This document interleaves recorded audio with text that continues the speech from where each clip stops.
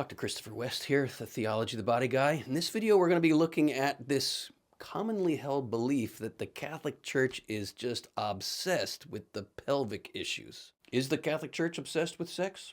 Let's take a look.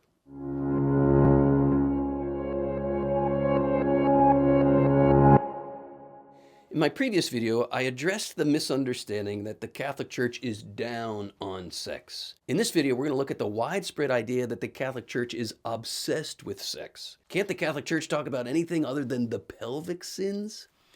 In my book, Good News About Sex and Marriage, which, by the way, if you're enjoying this content, be sure to subscribe. And if you like to read, you can check out the link where you can get a copy of this book below. I say, why is the church so obsessed with sex? Questions like this usually refer to the church's keen interest in upholding sexual morality, right? The church, to be sure, feels a very keen interest in helping the world understand the true meaning, the true beauty, the true dignity of our sexuality. Why? Not only because nobody else is talking about it, not only because the world seems to be so confused, but because in the confusion, it leads to our destruction. As I say here, sexuality is not just something biological. Here I'm quoting John Paul II, but it concerns the innermost being of the human person.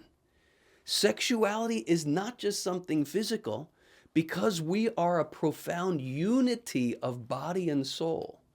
Our sexuality speaks to the deepest truth of who we are on the inside as well. To the extent that our understanding of sexuality is skewed, this means so is our understanding of ourselves. Who are we? What does it mean to be human? Sexuality brings us to the very heart of these questions. So an error here is going to have a ripple effect on our whole vision of ourselves, our relationships, society, how we are to live with one another. When we get sexuality wrong, we get something at the very foundation wrong. And when the foundation is off, the whole building is going to be unstable, right? And this is why John Paul II says, here I'm paraphrasing, that rediscovery of the true meaning of our bodies and our sexuality always means the rediscovery of the very meaning of the whole of existence, the very meaning of life.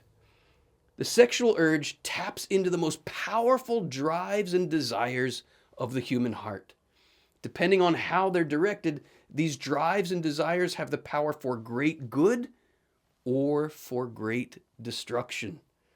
In short, as created by God, the sexual urge was given to us to be the very power to love as God loves, in a life-giving way. God gave us sexual desire as a love instinct that's meant to lead to life, to flourishing. Be fruitful and multiply is the very first commandment God gives the human race. But sin turns that love instinct leading to life into a lust instinct leading to death. Think how intertwined sexual lust is in the cultural psyche with bloodlust. Here's an example. Go on to Netflix and just start looking at the covers. You'll see men and women with knives and guns and bombs and explosions and blood, all in sexually provocative poses and sexually provocative dress. There is deep in the psyche a connection between sexual lust and violence. My brothers and sisters, it's writ large in our culture. In order to justify the continuing indulgence of our lusts, we are willing to kill upwards of 4,000 babies a day in the United States alone. Sexual lust leads to death, violence, bloodlust.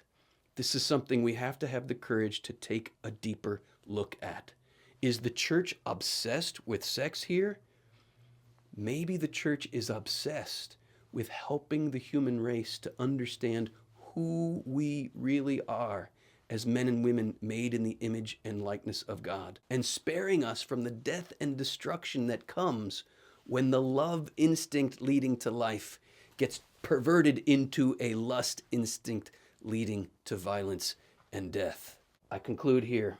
Disordered sexuality is the Pandora's box that unleashes a host of societal evils, from the poverty of fatherless families and the staggering proliferation of sexually transmitted diseases, some of them fatal, to newborns found in dumpsters and increased violence among teens. All these can be traced to the breakdown of the sexual mores that hold the family in place as the foundation of society. As the family goes, so goes the world. And what determines how the family goes? How we live our sexuality. When sexuality is oriented towards love and life, it builds families that live the truth of love and life.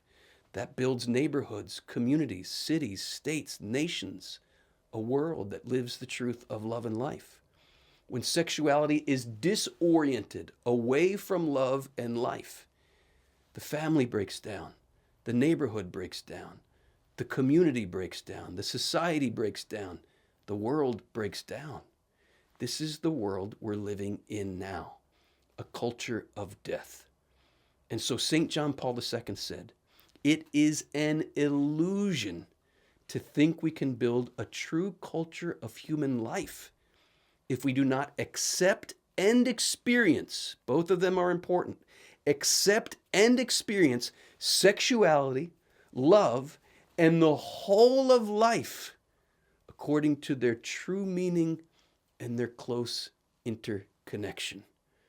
If the church is accused of focusing too much on these issues, maybe it's because the church knows that these issues are at the foundation of society itself.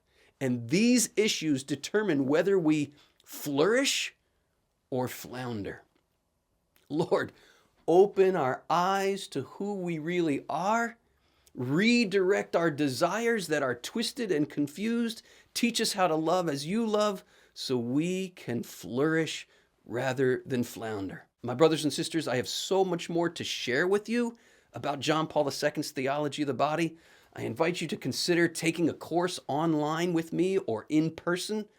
Also consider becoming part of our patron community. Check the link below. Become part of a global community of men and women who are supporting this work, and in return, we give you exclusive ongoing formation that will help you learn, live, and share this beautiful vision with the world. If we take it up, live it, learn it, share it, we will not fall short of renewing the face of the earth. Till next time.